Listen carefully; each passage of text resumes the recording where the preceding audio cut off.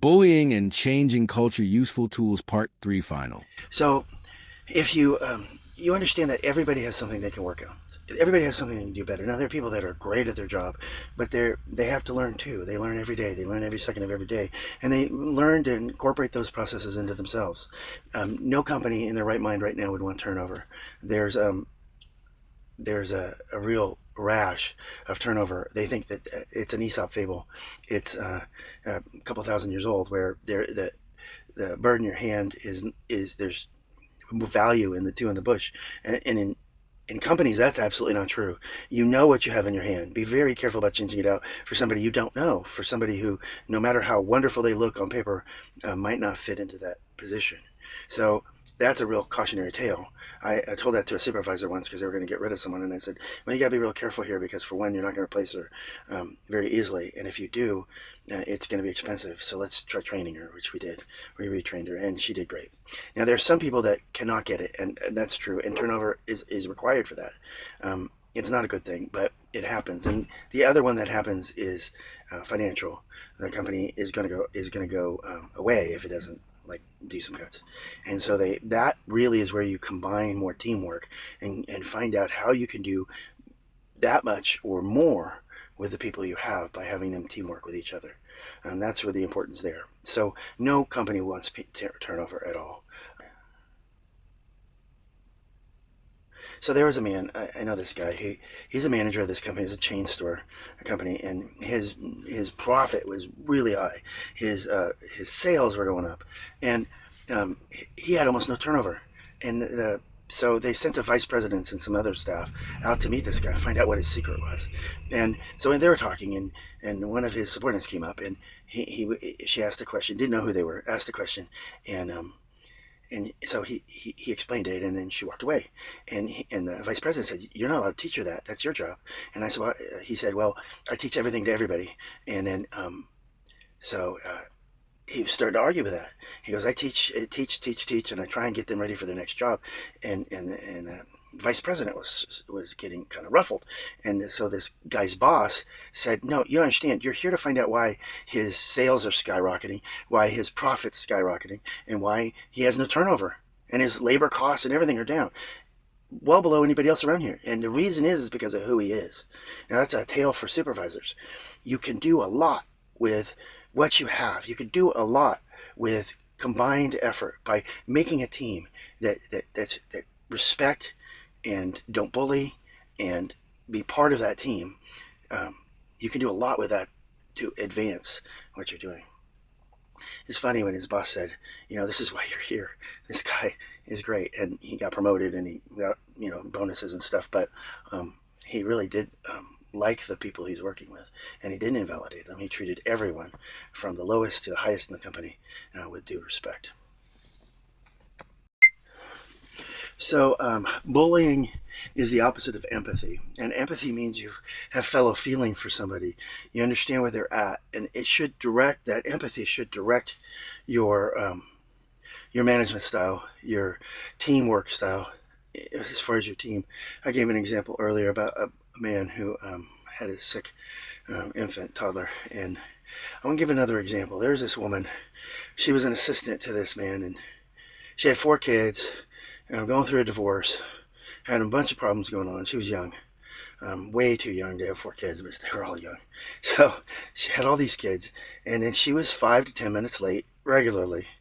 And somebody asked him, "Well, why don't you discipline her? Why don't you cause her, make her there on time?" And he said, "There's nobody in this company that wouldn't spend an extra 5 minutes waiting for her.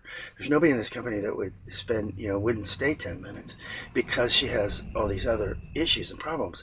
She has all these kids." And so he said, "I have empathy for her. I understand. If I'm 10 minutes late, who cares? It doesn't change or alter the company in any way, other than she knows that everybody here will back her up." And that is a huge point. She knew that she was part of a team. So there was this man, he goes in this department, and he had to deal with a manager of another department, and she was just rude. Her body language was rude. Her conversation was blunt.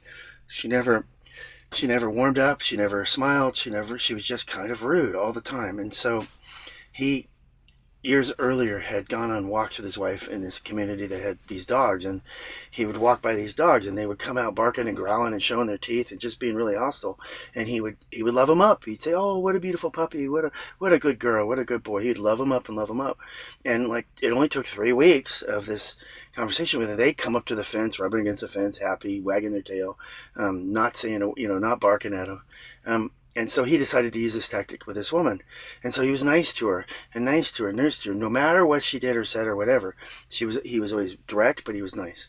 And so 2 years later, took a while. 2 years later, she started warming up to him. And so she said, one day she goes, "Well, somebody pointed out how rude I was to you." And she goes, "You have to understand that I had a lot of anger at my husband, because he died of cancer, and he left me all by myself, and we were going to grow old together. And so I have all this anger because you look exactly like him. You could be like his twin." And so by not using invalidators, he combated it with kindness. He had to be direct forward sometimes, but he combated it with an always pleasant view, no matter what her response was. And that was really helpful in that situation. So always be kind. You can be direct. Always be kind. Think of her, and think of the dogs that someday they will warm up. They will stop the invalidators if you don't get aggressive with them.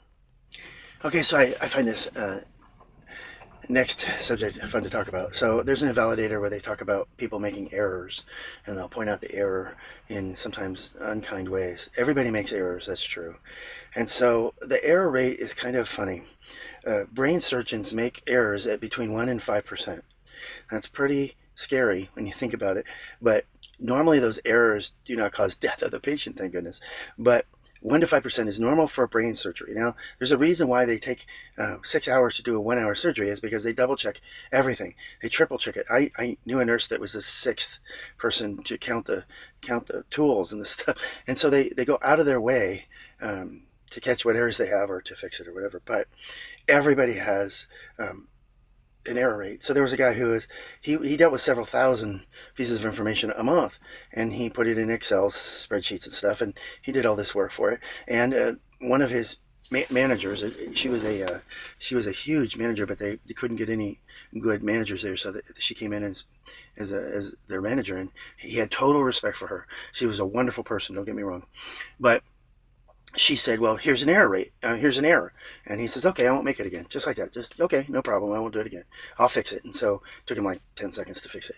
And then she went back to her desk. And then she got back up and went back to him and said, "I don't understand your response.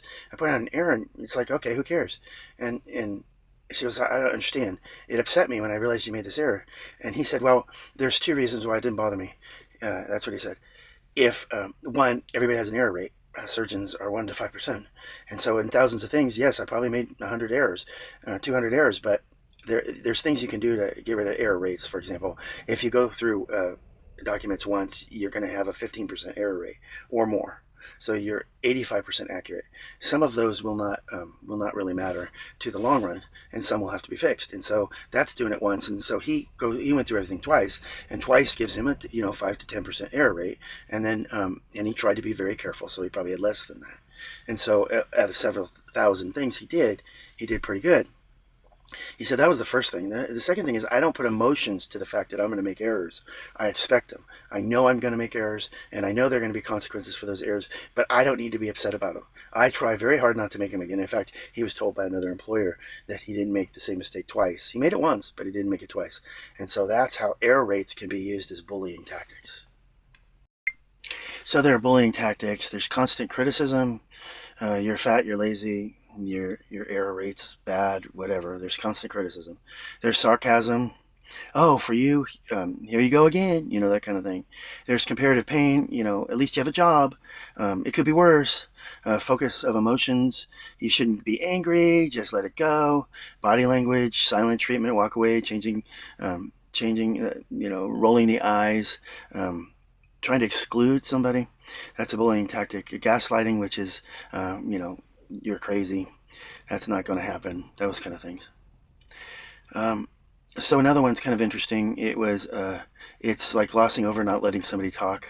That's another one. There's a man who was a CEO, and he holds this meeting about a specific subject, and the person's ready to talk, and because he wanted to invalidate him, he didn't bring it up. He kept changing the subject every time it went back to it. So the person just sat there and just waited for it to be over, and then went and had meetings with other people to get the information out that had to be out. So that's another tactic of it's a bullying tactic. So this is the end of this series, and I'm going to say something that's probably going to really upset you, maybe. So on the evil side, and I said it's kind of evil, but on the evil side of this idea are psychopaths, are narcissists, are those that have emotional problems, and they use the tactics to gain control. That's the evil part of that's the conscious person who does it, and it's not good. They could have a mental or emotional illness. Now, a lot of cultures, business cultures, the most aggressive, the rudest, goes up in the world, and they become the boss eventually. And so we have this higher than normal ratio of narcissists and psychopaths as the boss of these companies. And it's really hard to deal with because that sets the culture away from a compassionate, empathy, kindness, happy, positive culture company. So I'm talking about narcissists and psychopaths that do this on purpose. Narcissistic personality is callous and emotionally impulsive. They lack empathy. They have grandiose feelings about themselves. You can do a lot of research on that subject too, because narcissists are so high up in companies by a higher ratio than the general public than you would think. But those are the people that use a unconscious or a conscious plan to use bullying tactics in a company.